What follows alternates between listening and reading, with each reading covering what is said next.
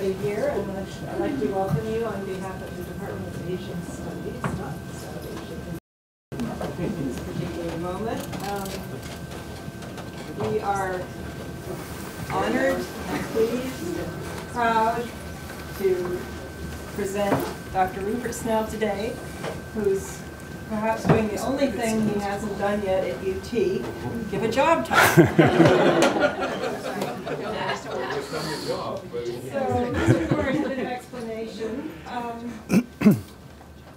Probably you all know Rupert very well since he's been here for 5 years. He came in 2006, actually when I was going on a sabbatical, to sub with the Hindi classes. And a match was made in heaven or in some department in Washington. Same thing. It was a semi-arranged union, let us put it that way, which is finally, after a very long engagement, reaching the point of formalization. We're really delighted that this year, in this time of austerity and budget cuts, the dean approved the hiring of a tenured faculty position for Hindi language and literature. And thus, we have formed a Hindi search committee. I chair the search committee, and we reviewed applications, and we have chosen Dr. Snell as our candidate to present a talk and proceed through the customary formalities. I'll just tell you a little bit about his background. You all know him very well. He's been teaching here in the Hindi program and teaching all sorts of courses on culture and literature as well, and directing, of course, the hindi-urdu Flagship. But I'll just say 2 words about his history. He did his PhD at the School of Oriental and African Studies at the University of London, finishing there in 1984. And he continued on as a lecturer, then eventually a senior lecturer, a reader, and after many, many years at SOAS, came to Austin, Texas. So his biography actually is one of the most streamlined that I've seen and easiest to remember. So I managed to get that through without much without consulting my notes. But at this point, let me just say a bit about his research and publications, because we don't, of course, see this side of our colleagues. We see them, on committees, and we have them in the classroom and so on, but we don't necessarily get to know their body of work. His body of work is extraordinary, to say the least.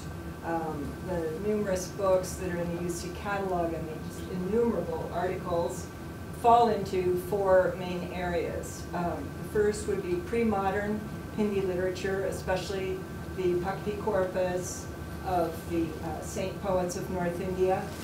And in addition to articles, he has, in that category, co-edited a book called According to Tradition, Hagiographical Writing in India.